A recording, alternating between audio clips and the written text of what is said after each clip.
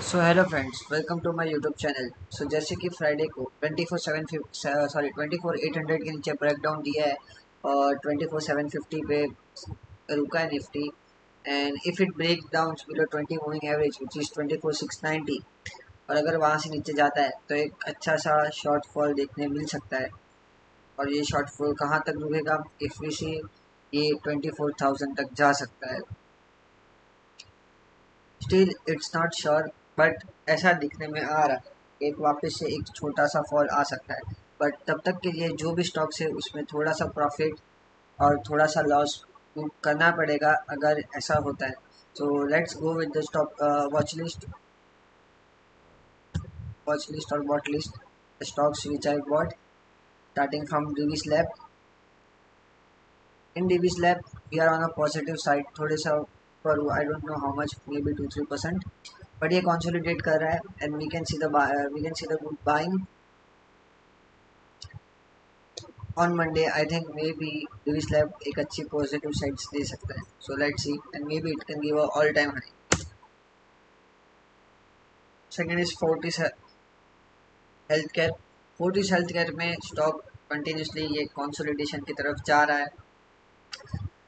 Volumes intact है, I mean moving average के close है। बट जहाँ तक ये कैंडल का 50% के अबव है, stock is still in a good side.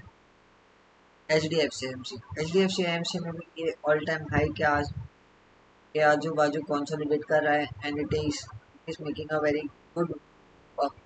And अगर ये 20 मूविंग एवरेज ऐसे ही ऊपर आ जाता है और एक, no, I think that will be the time जहाँ पे कंसोलिडेशन एंड होगा and again it will for a upward.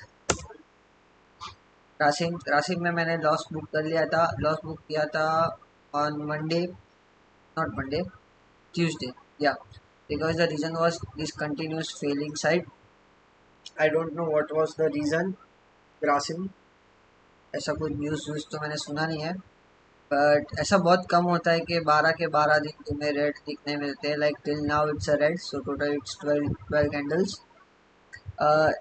On 23 मई मुझे जब ये कैंडल पूरा ग्रीन था, आई थॉट कि यहाँ से बाउंस बैक करेगा, but at the end of the day वैसा हुआ नहीं।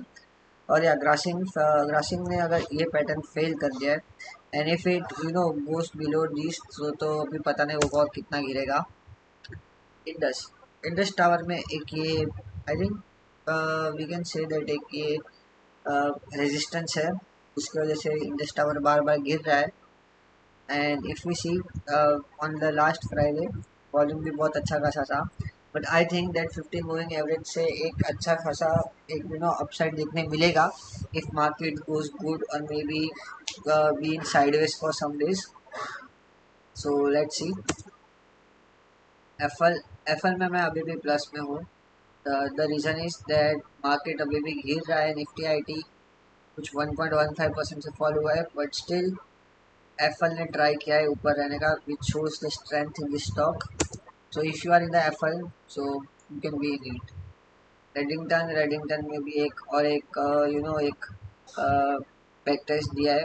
I don't know the reason, but right now I am 3%। I mean like 3% से मैं भी डाउन हूँ, because I bought it on this day, Wednesday.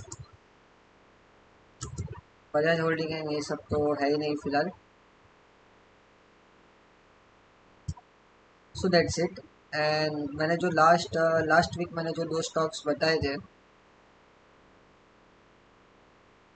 एक था आमी ऑर्गेनिक्स और दूसरा था मैक्स हेल्थ। मैक्स हेल्थ में भी ऐसा लग रहा है कि ये जो पैटर्न है जो फेल होने वाला है, may be on Monday, because एक कंटिन्यूस सेलिंग है विद द गुड वॉल्यूम, तो हो सकता है कि यहाँ से भी ब्रेक डाउन हो और मैक्स हेल्थ केयर का पैटर्न जो है वो फेल हो जाए।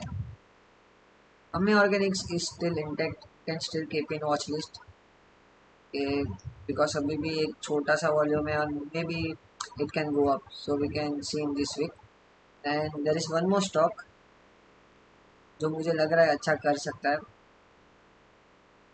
चोलामंडलम में अभी भी एक, you should keep an I, because मुझे लगता है ये यहाँ से और एक ऊपर जाएगा in consolidate, and if it breaks out, I think we can buy this stock again. जिस स्टॉक की मैं बात कर रहा था वो है Radico Khaitan. Radico Khaitan has given the good move and एक रेजिस्टेंस पे है अभी, and if it breaks this resistance it can go much higher, so you can keep this in wish list. And there is no update, there is no more stocks due to consolidation in the market, and ऐसा कुछ अगर रहेगा on इस days, सो मैं update करूँगा अगर मैं कोई भी स्टॉक बाय करूँगा तो। टिल दैट टाइम बस यही जो स्टॉक है वही है दो। See you in next video. Thank you for watching this video and bye bye.